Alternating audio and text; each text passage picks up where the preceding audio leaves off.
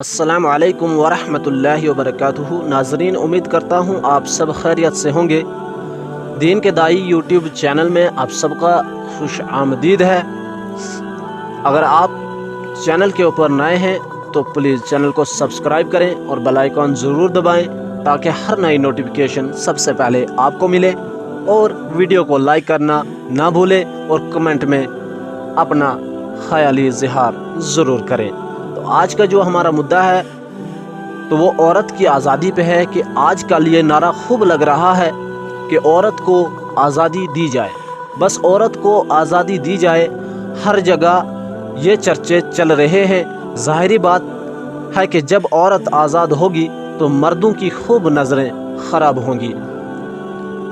1972 کے 1972 میں ایک آدمی ایڈم اسمتھ، غالباً اس کا نام تھا، اس نے معاشیت کی آزادی پر کتاب لکھی کہ انسان کمانے میں آزاد ہے، چاہے عورت نچا کر کمائے، شراب بیچ کر کمائے، جوا کھیل کر کمائے، جس طرح کمانا چاہے کما سکتا ہے۔ اب یہ دونوں آزادیاں بازار میں آ گئی ہیں۔ عورت کی آزادی پہلی ہے، عورت کی آزادی کے مال کے کمانے میں ہم آزاد ہیں۔ یہ دو آزادیاں اب بازار میں اتر چکی ہیں۔ یہ انگریزوں کا نعرہ تھا کہ عورت کی آزادی۔ میں آگے آپ کو بتا دوں گا کہ انگریز کا نعرہ کہاں سے شروع ہوا۔ تو اس آزادی کا آخری روپ کیا بنا کہ جو عورت صرف 4 بچوں کو سنبھالنے پر تیار نہیں تھی، وہ 400 آدمیوں کی غلامی کر رہی ہے، اور ہر ایک کو مسکرا کر کہہ رہی ہے پانی لو، چائے لو۔ یہ آزادی ہے، یہ وہ آزادی ہے جو انگریزوں نے جس مدعے کو عورتوں کے لیے اٹھایا تھا کہ ہماری عورتیں، ہماری بہن بیٹیاں بس اس آزادی پہ رہ چکی ہیں۔ تب بھی اس آزادی پہ تھی، آج بھی اسی آزادی پہ ہیں۔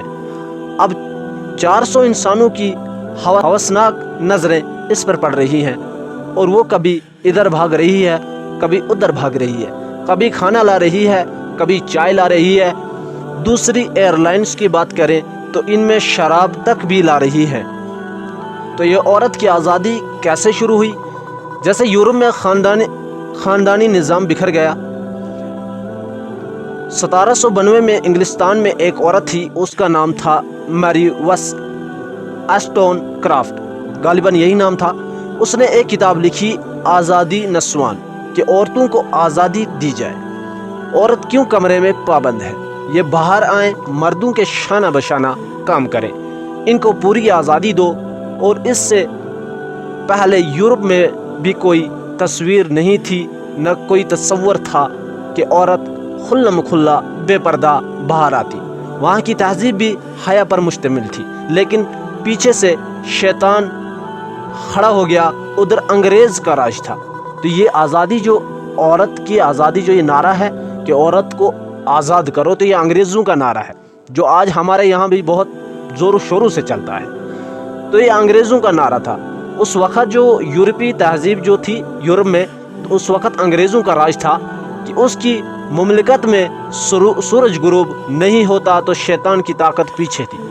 حکومت کی بھی طاقت آ گئی، شیطان بھی پیچھے تھا، اور نفس جو سب سے بڑا ہم سب کا دشمن ہے، تو نفس کی بھی طاقت اب لگ گئی۔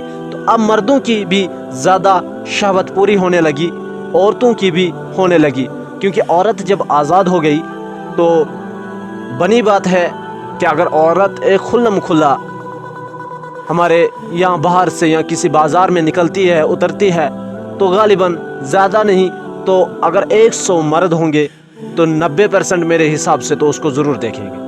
تو اس طریقے سے مردوں کی شہوت جو ہے وہ پوری ہونے لگی، تو وہ بڑھتے بڑھتے وہ چنگاری ایسی بھڑکی کہ سارا نظام ٹوٹ گیا۔ اب 2000 میں ایک سروے کیا گیا اسی انگلینڈ کا، جہاں 1972 میں یہ تحریک چلی تھی کہ عورت کو آزادی دی جائے۔ تو عورت سے پوچھا گیا کہ تم واپس گھر جانا چاہتی ہو، یا کام کرنا چاہتی ہو، یا اسی طرح آزاد رہنا چاہتی ہو؟ تو 98% عورتوں نے کہا ہم گھر جانا چاہتی ہیں، لیکن ہمیں خاوند نہیں ملتے، ماں باپ نہیں ملتے۔ اس آزادی کی قیمت عورت کو یہ دینی پڑی کہ اس کا ماں کا روپ، بیٹی کا روپ बहन का रूप ख़त्म हो गया, कि बीवी का रूप भी ख़त्म हो गया, वो सिर्फ गर्ल फ्रेंड है। और इधर मर्दों के साथ क्या हुआ, उनका भी बेटे का रूप ख़त्म हो गया, बाप की शक्ल ख़त्म हो गई, भाई की भी शक्ल ख़त्म हो गई, चाचा की भी शक्ल ख़त्म हो गई, दादा ताया की भी शक्ल ख़त्म हो गई, खामद की भी शक्ल ख़त्म हो गई। अब वो बॉयफ्रेंड या गर्लफ्रेंड है, जब तक उनका दिल लगा रहेगा ये एक दूसरे की तस्कीन का सबब बनते रहेंगे।